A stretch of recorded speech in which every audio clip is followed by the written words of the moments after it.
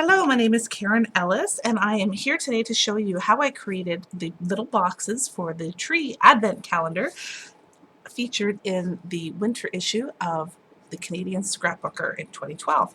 So this is a product from Kaisercraft, and you will receive in your kit for the advent tree 25 box forms. These are like a thick chipboard, and they are already pre-scored for you. So all I'm going to do now is I'm going to cut a strip, which I've already done here, of some of their coordinating paper line. This is the Twig and Berry collection, also new for 2012. And I am going to glue it to the sides of the box before I assemble it. This is 2 5/8 width by 12. So I just cut a strip off the paper.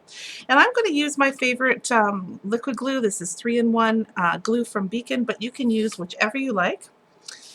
And you'll see that it is unfolded and down, and this would be the front where the little hole is cut. So I am going to start by gluing on the back square. Now this again, I am gluing on the back section where the score lines already are, so that when it is folded, it will fold down.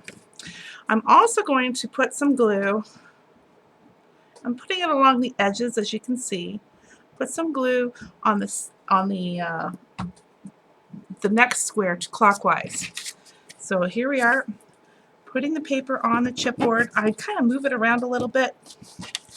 It grabs really fast, but if you move it around, it'll get all the little air bubbles out of your paper as it's adhering and give you a beautiful edge-to-edge adhesion.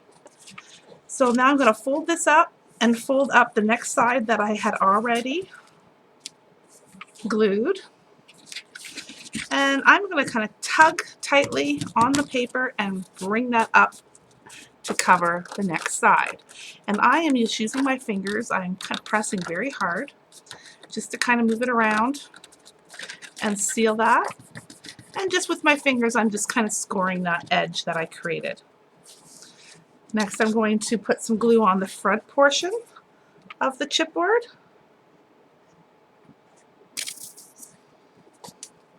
Need a little bit more glue here. Here we are. And I will fold that back and repeat the process by folding over the paper, pulling it, tugging it a little bit, and just burnishing with my fingers.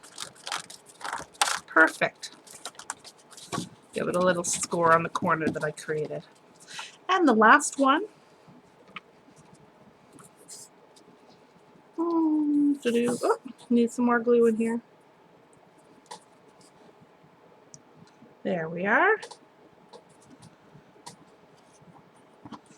Some glue, folding it down, and pressing the paper over, giving it a tug just as I did before.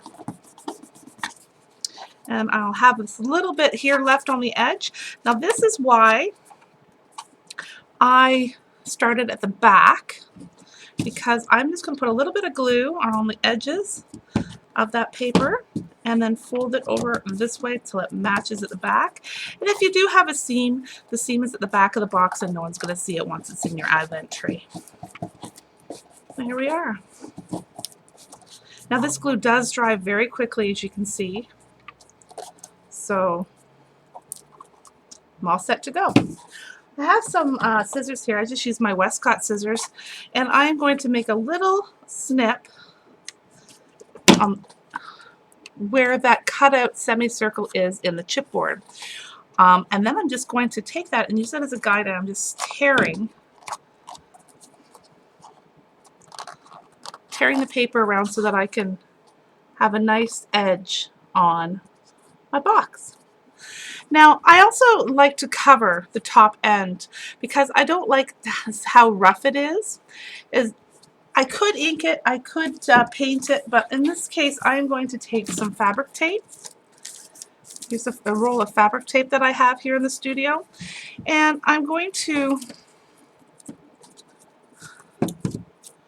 This is a lovely gingham, and I like gingham for working on boxes, three-dimensional boxes in particular, because I will use the lines in the gingham as um, as a identifying line so I can keep this straight around the box. So I'm going to place this down so that you can see, like, I'm here we are in the, I have the two squares of white there, and I am going to follow that around here so it's about the same, and then pull this back and do it over here again.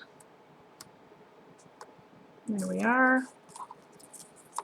And pull that back and do it the next time. If you keep pulling it back as you go, you won't have as much of a mess at the end, because this is tape, this is sticky. All right, just give it a little trim with my scissors. And then I'm going to take the scissors, and where the corners of the boxes are, I am going to give a little snip in the tape so that when I fold this over, it'll give me a nice, crisp, even fold. All right, so here we are. Here's one, folding it down. Two, folding it down. And then I go to the back and fold the back edge down, and then do each of the sides. There we are. Now I'll just take the inside of my scissors just to go in the corners and burnish that to the chipboard so it gives a great adhesion. There, see? Nice even edge. So I am going to cover this lip here as well, and I'm going to take a piece of that same tape, cut off a couple of inches, and I'm going to again use the edges of the lines within the gingham as my guide, and just kind of follow the edge of that gingham and snip as I go, because what I'll do is I'll snip here and fold it down, and now I have the ability to turn the tape as I go. Now I'm not going to lie to you, this is a little bit finicky, but it does pay off in the end. This gives a beautiful finish. So I'm just going to do that. There we go. Do another little snip. And I'm snipping it just so that the tape doesn't bunch in any one particular space. There we go. And then I'll just trim it off and adhere the sides down. Ta-da! Give it a little score. Here we are. See? Fabulous. Now we're all set to embellish.